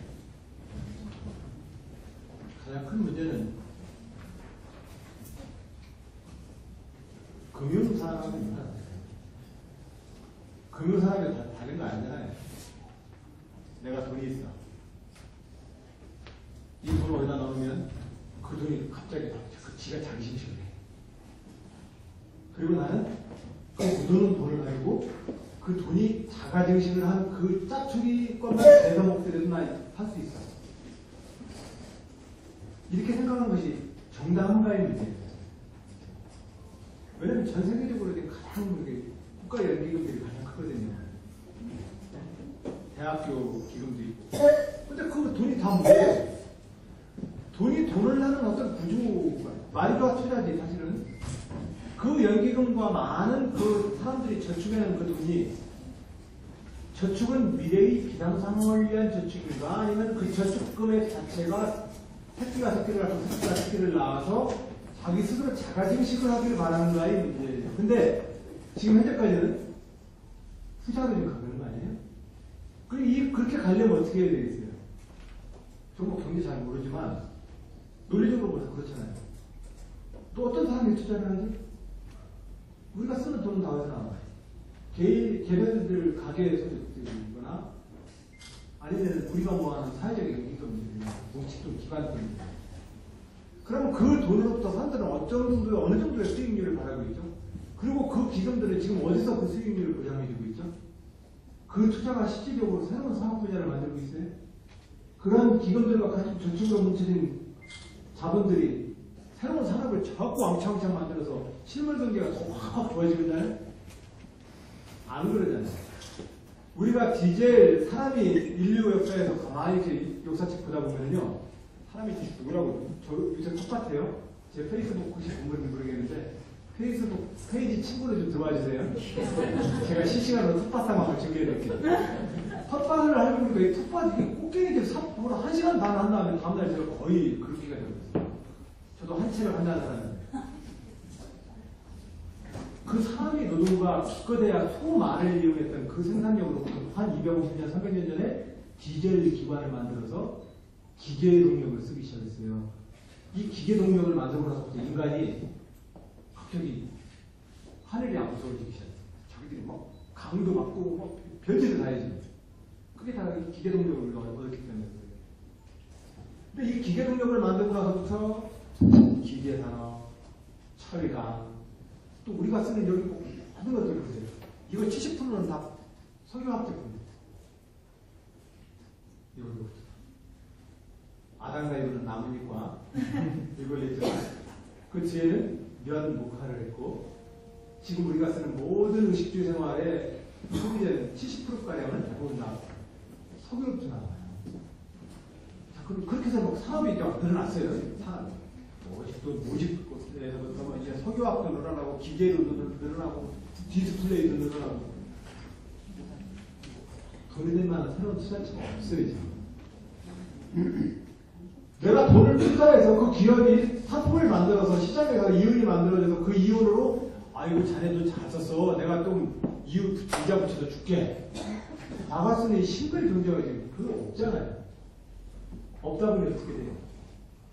없다 보니 결과적으로는 이 자본과 금융은 자기 이득은 고대로 그러니까 뭐 별의별 파란 상품을 만들어서 지들끼리 잡아먹거나 독삭게 먹든지 안 그러면 이것을 가지고 끊임없이 기존에 있는 제조로부터 이것을 말려요. 그러니까 이 말리니까 계속 사막하고 일어나는 거예요. 경제 선택이 사막하고 일어나는 거예요. 그러니까 이쪽에 아래 하위에 떨어져 그러면 형편없는 일자리가 되거나 한번 떨어지면 영원히 다시 취업하기 어려운 구조를 자꾸 사막하게 되는 거예요. 우리 전 세계 경제가. 이 문제가 이제 지금 우리가 부딪히고 있는 병원에는 암이 가장 정복의 대상이라는 지금 현대 민주주의와 정치에는 이 현상에 대한 도전이 가장 중요한 과제입니다. 이 문제를 풀기 위해서 우리가 어쨌든 미봉책을 쓰든 잠시 유유책을 쓰든 해열제를 써도 잠시 좀 멈추라든지 우리 윤일구 박사님인데 감히 제가 의료계획을 쓰고 의료계획은 아니죠. 해열제는 그냥 큰식이니까 하여튼 막 그렇게 해서 뭔가 하여튼 임시목표를 쓰든 뭐든 좀 해야 돼요. 지금 그런 정책이 좀 필요하다는 말씀을 좀 드리고 그래서 이제 연봉 3천만 원인데 그 사람들의 의료보험이나 여러 가지 문제들은 아마 이 상황이 오면은 각각 소득 있는 사람들에게 어떤 형태든 간에 우리는 그것을 나누자라고 얘기 안 할 필요 없어요.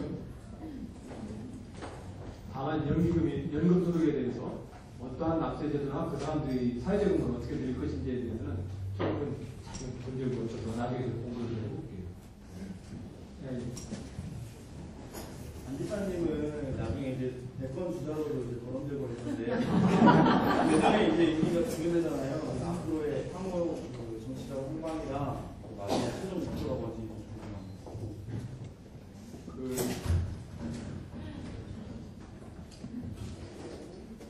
모르겠어요. 제가 예전에는 이거 저 같은 사람이 어떻게 뭐 그런 후보 주자고 그럴까 하면 제가 아주 부끄러워서 그런 얘기 하지 마세요. 이렇게 대답을 하거나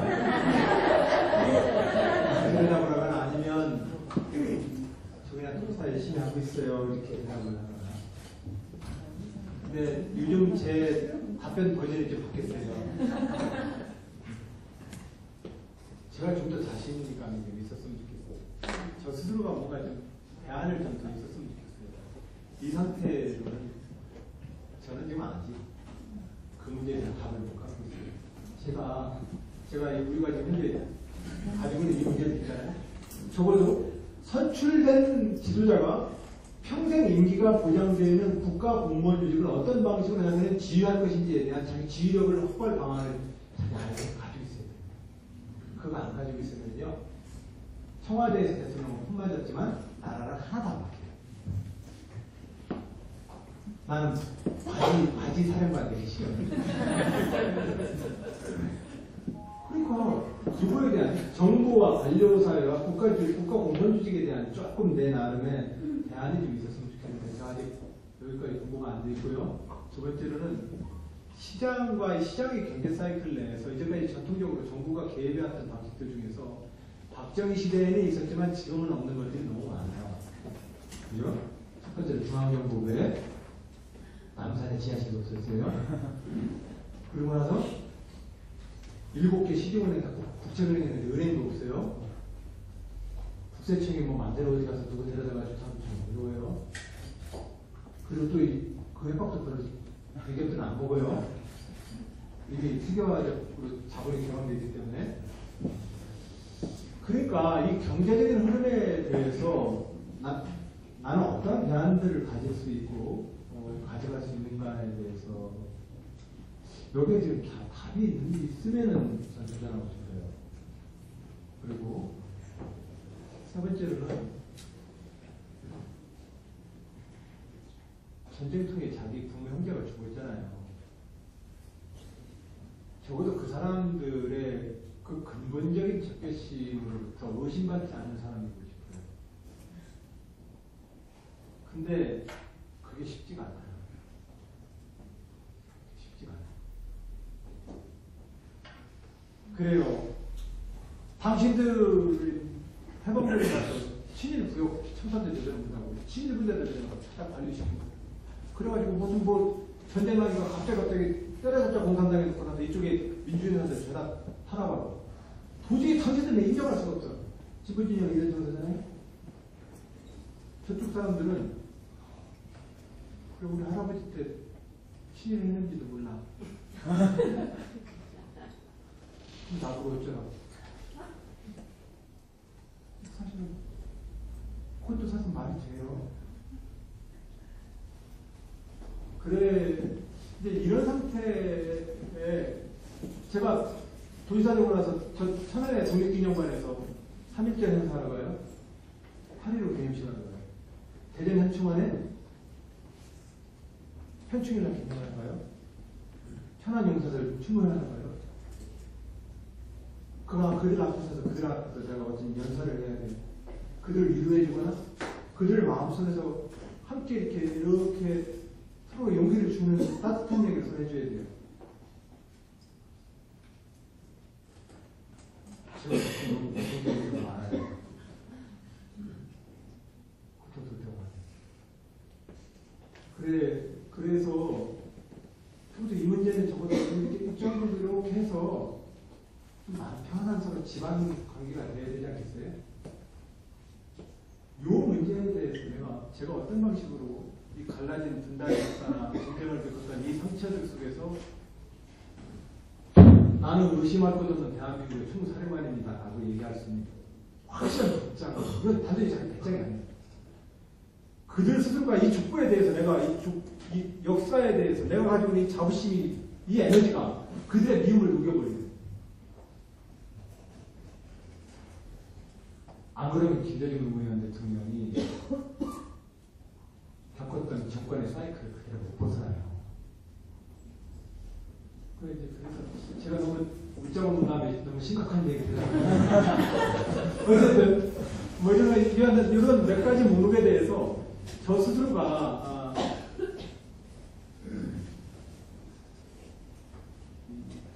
좀 더 확고하게 제가 마음에 힘이 생기면 내일이라도 가서랍니다.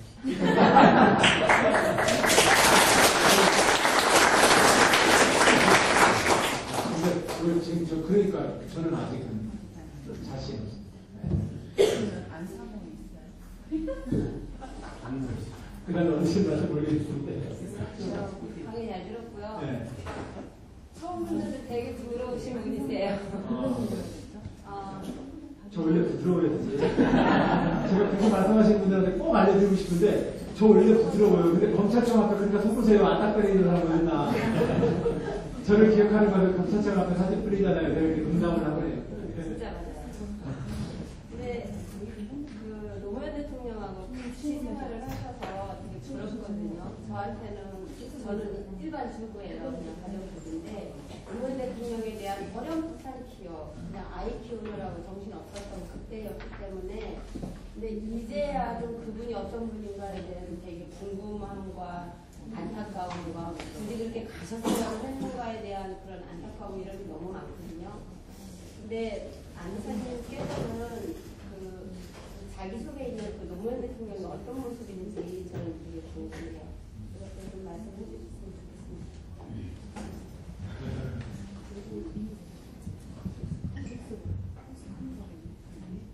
그렇게 질문을 받으니까 오래되고.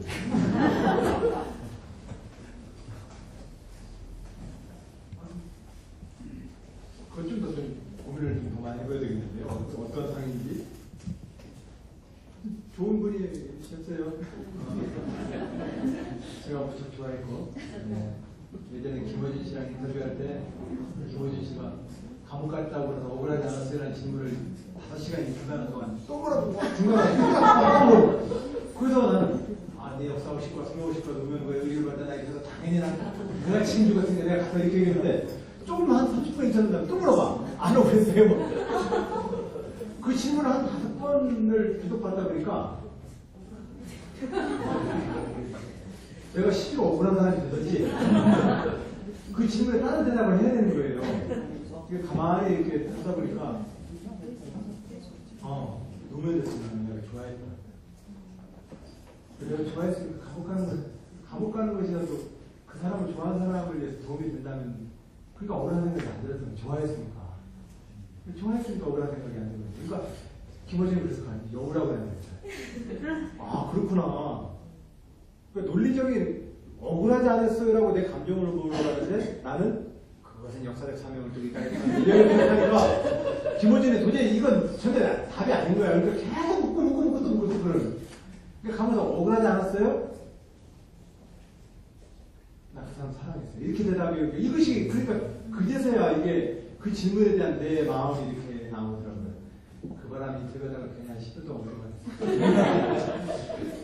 그러니까 그분이 어떤 분이냐 이렇게 것은 또 논리적 영역인 것 같아서 그건 뭐 제가 했던 무슨 얘기니까 그건 또 그분이 뭐 내가 기록을 하게 또 보시면 그런 거 제가 무척 좋아했던 거예요. 예.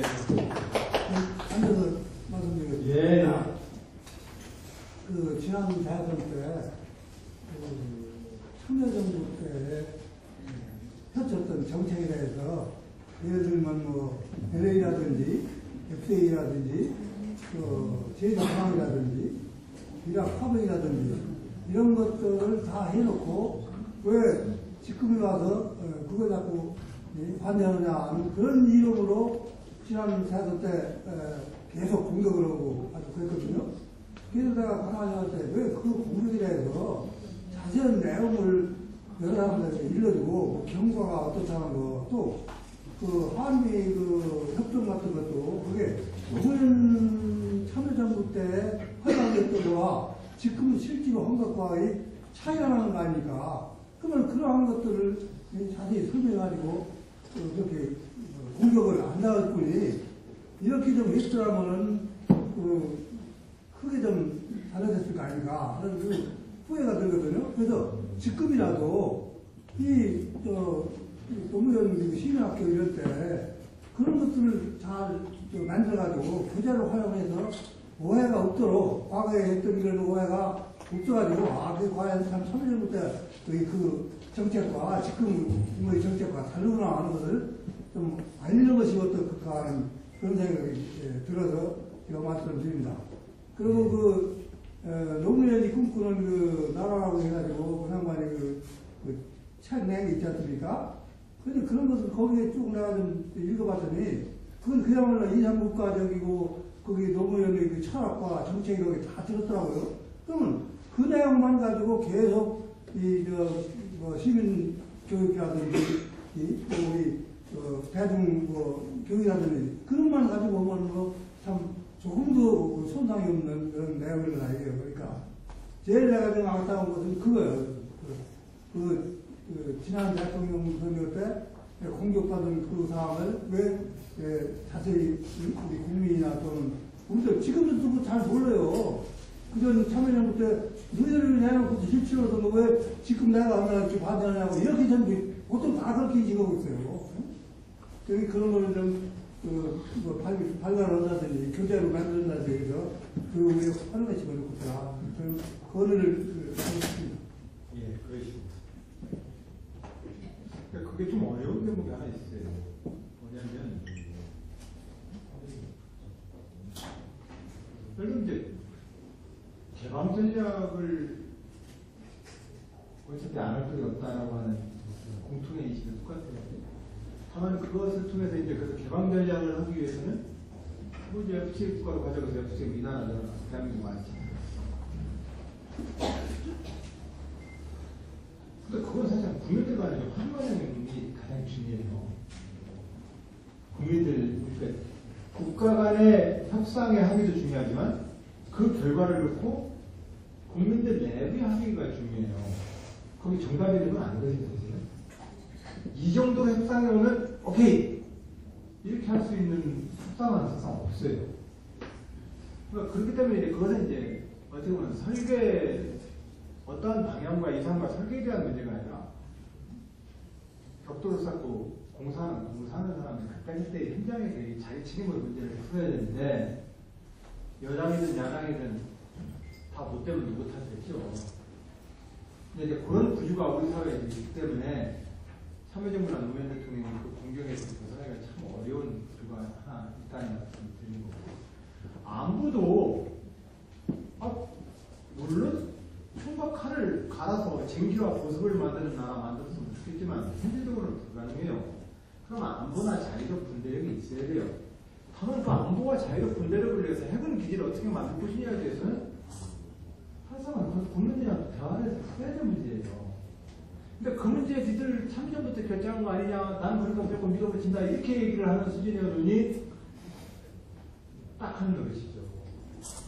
그래서 이제 그건 이명박 시대는 이명박 시대에 자기가적인 것이지 앞선 시대에 뭐 이거 딱 묶어놨으니까 난 어쩔 수 없었다라고 얘기를 하는 것은 딱 지금은 그래서 그런 문제가 있어서 그때 것은 우리 것은 정답이었는데 니네가 잘못한 거야라고 하는 이 또 교도에 빠져가는 그것도 또 상당히 설득력을 어렵거든요. 다만 우리가 큰 흐름으로 봤을 때 개방 전략과 FTA 전략을 크게 크게 보면 1, 2차 세계대전이 난 이유가 간단하잖아요. 촉하도 남의 시장을 뺏어먹었으니까 전쟁이 난 거 아니에요? 그 1, 2차 세계대전 끝나고 나서 사람들이 촉칼을 가지고 남의 시장 빼앗지는 말자라고 다짐을 해가지고 만든 기구가 IMF와 가스체제라고 하는 국제무역위원회 협약이에요. 근데 이것이 70년대 말 80년대 초에 가스체계가 서로 국가 간에 뭐 관세 무역하고 덤핑하고 이러고 하다 보니까 서로 간에 그 거리 질서가 다 엉망이 되어버렸어요. 그래서 WTO라는 체제를 만들었어요. WTO도 만들었는데 나중에 90년대에서 다자간 무역협상 관계로 만들었는데 이게 너무 복잡해서 근데 이미 모든 세계의 소비자들은 전 세계의 생산자들과 의존되어 있습니다. 국가 간의 경계 때문에 무역 질서가 굉장히 너무 복잡해지만 아이고 국제적으로 이런 룰을 만들기가 너무 어렵다. 그럼 당사자들과 해결하라고 해서 이제 제9면을 넘어온 거거든요. 이 흐름으로 이렇게 넘어가는 이 흐름은 누구나 어디서 할 수 있는 문제가 아니거든요. 근데 문제는 그 과정에서 어떤 방식으로 이 문제를 국민과 합의를 얻어내면서 풀어나갈 것이냐 하는 문제가 굉장히 중요한 문제인데 어떻게 된 게 참 노무현 대통령이 위대한 분인가 봐요. 모든 알리바이가 그걸로부터 출발하고 그걸로 돌아가요. 아니 그러면 지금 이 상태에서 나는 이렇게 한다 얘기를 해야 되고 3회전부 때도 사실상 그래요. 3회전부 때에도 간혹 여의도 정치인들을 만나면 이 문제에 대한 대통령 뜻은 뭐예요? 라고 나한테 물어봐요. 저거 그걸 어떻게 알아요? 또 물어봐요. 아, 그걸 오해군하는데 대통령 뜻이 있을 때 그걸 왜 중요해요, 그게? 오해에서 논의해서 거기서 결정하시는 것만이지 대통령 뜻을 왜 물어요? 입법은 당신들이 하는 건데 내 말이 너무 냉정한가요? 아, 당정 간에 협조를 잘하자고요? 아니에요. 그러지 마시고 거기서 의원님들이 논의해서 대통령이라고 신인가요? 의원님들이 논의해가지고 잘 사용해서 법을 만들고 그게 사용 아니죠. 국가보안법? 국가보안법 문제 기본적으로 집권여당이 어떤 방식으로 야당을 상대해서 국가보안법 문제 어떻게 처리할 것이냐 문제는 첫 번째로 당내로 의견을 만들어줘야 되고 그래서 당내에서 서로 싸우다가 걸리는 것 같잖아요. 그러니까 실질적으로 다들 정답 찾느라고 그러는 거예요. 정답 없거든요 사실은.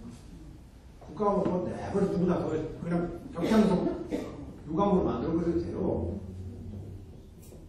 그러니까 이제 현실적으로 작동을 또 안 했고 국가보안법을.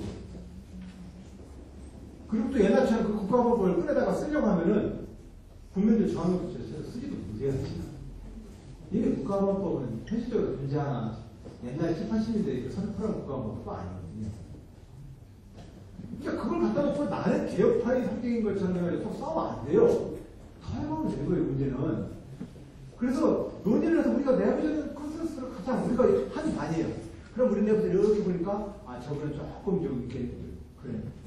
그거에 대해서 야 그거 하면은 국민들한테 괜히 걱정이 갔고 우리 당이 자꾸 빨갱이라고 욕먹으니까 안 만들었으면 좋겠어. 그 자꾸 뭐 시키게 하면 되는 거지 뭐 이렇게 생각하시는 거 있고 뭐야 우리 민주화운동 역사에서 그 법이 어떻게 작동했는지 뻔히 알면서 그걸 갖다가 지금 우리 왜 무섭세 우리 저거 지지했던 분들 입장에서 보면 우리가 집권 제1당이 된 순간에 좀 없애줘야지 이런 의견이 있을 수 있잖아요. 그 정답이 없어요. 사실 그러면 우리가 그러면 이 상태에서 한나라당 야당하고 어떻게 협상하려고 하는데 우리는 어떤 당의 당론을 모을래에 대해서 내부적 컨센서스와 당론을 못 만들어내는 거예요. 그 순간에 대통령 뜻이 뭐냐고 물어봐요. 제 입장에서는 나는 그렇게 안 보여요. 저 같으면 그 대통령이 그런 아닌데 왜 대통령의 문제에 대해서 우리를 얘기해요. 우리가 여기서 결정하면 되는 거지. 예를 들면 이런 거란 말이에요. 근데 우리 사회가 계속해서 아까 말하는 대통령 알리바이와 대통령 연대보증이 어떤 사회적 그리고 연대 정치문화의 구조가 하나 있고 또 어떻게 그 문화가 이명박 대통령도 그대로 대통령이 되시고 나서도 노무현 대통령을 그렇게 하다시게 된 것 같아요. 사실은 2008년도 2월달 퇴임하시기 전에 미국하고의 FTA 협상을 쇠고기 수입 개방이랑 연동시켜서 협상을 하면 절대로 안 됩니다. 주의하셔야 한다고 청와대 나와서 얘기해줬거든요. 근데 미국 가가지고 그냥 별로 약속을 해주고 와고 있어요. 이건 전혀 다른 문제가 돼요. 똑같은 말이라도 어떤 표정으로 얘기하냐에 따라서 정말로 기분 나쁜 말이 있고 황홀한 말이 있는 거예요. 이게 다 생물인데 그걸 갖다 놓고 왜 그걸 이미 지난 과거의 사람들한테 우리가 정말 어쩌지 못하는 필수적인 분류가 어디 있어요, 사실은. 그런 점에서 사실은 그것을 가지고 우리가 해명을 하는 데는 또 그만큼 뭐 어려움이 있을 거예요. 그래서 저는 제가 생각하기로는 네. 노무현 정부 때문에 그 추진하려고 했던 내용과 네. 지금 추진된 결과가 차이가 나는 거 아닙니까? 그러면 그 차이나는 점을 우리한테 국민한테 알려가지고 이게 그때는 이렇게 잘 하려고 했는데 이것들이 잘못됐다. 이걸 알리지 않으면 계속 그 참여정부 때 한 거 여기 저 누가 이명박 정부에서 실천했다고 이렇게 인식한단 말이에요. 우리 이쪽 진보진영 자체의 잘못도 전혀 있어요. 왜냐하면 진보진영 자체도 FTA 자체에 대해서 자기 입장을 어정쩡하게 했기 때문에 공격을 당한 거예요. 실질적으로 진보진영이 집권하면 FTA나 개방 결정 안 할 거냐고 말이에요. 그러니까 그것 자체로 FTA는 매국이다라고 얘기를 딱 얘기해버리는 순간에 니들이 한 거지라는 얘기가 되거든요. 그러니까 그 논리 문제도 못 받아나온 거예요. 그렇게 해버리면. 그건 해명이고 뭐가 안 되는 거예요. 그렇잖아요. 그래서 사람들이 드라마 연속으로 보기 때문에 전회에 나간 방송 분량이 있으면 다음번에 한 번을 못 바꿔요. 설령 그 드라마 갖고는 많이 안 들어도 다음번에 그 탄력으로 가야 돼요. 미국 가구를 기품한 가능성가 다음에 갑자기 또 시내버스 들어오고 타고 들어오면 안 되잖아요. 그럼 미국 비행기 타야지. 근데 내가 갑자기 탄핵부터 감독이 되니까 갑자기 거기다 시내버스 타가지고 아니면 갑자기 사람을 사망 시켜버리거나 이러면서 드라마를 만들면 이게 막대로 드라마가 되는 거예요. 그 연속성이 유지되면 가져야 돼요. 그건 어디 잘 감내해야 돼요. 어쩔 수 없어요. 그래서 저는 지도자들이 책임져야 될 것이거든요. 근데 그것은 하나도 책임을 안 지려고 버리니까 갑자기 드라마를 다 뜯어고쳐버리는 거예요. 그렇게 되버리면 사실상 시청자들 다 도망가요. 그러니까 이것은 정치라고 하는 영역 속에서는 이것은 꼭 정답이 있는 것이 아니기 때문에 사실은 사람들로부터 모두가 간의 일관성의 신뢰를 놓쳐버리면 어떤 정치도 저는 끝이라고 보고 그럴 때는 좀 손해지 않면서도 그냥 같이 따라갈 때가 있어요. 그래서 따라가 줘야 돼요. 근데 가만히 생각해보면 사실상 FTA나 개발이라는 것이 우리가 전혀 잘못되는 가능성이 아니에요. 이게. 그러면 그 상태에서는 자기가 각을 잘못 잡아버리면 그 논리에 딱 빠지거든요. 뭐, 니들이 했던 거다 이렇게 되거든요. 그러니까 그런 이제 이쪽 진보 진영 자체가 국민들한테 자기의 국정 운영과 주요 노선에 대해서 설득하는 자세가 너무 취약해서 생겨나는 게 커요. 그러니까 그 자료를 가지고 내기 좀 어려운 측면이 있어요. 정리 하나 해달라고 자꾸 사인과 여러분들 대략 뭐 이 정도 말씀을 좀 마쳐야 되겠네요.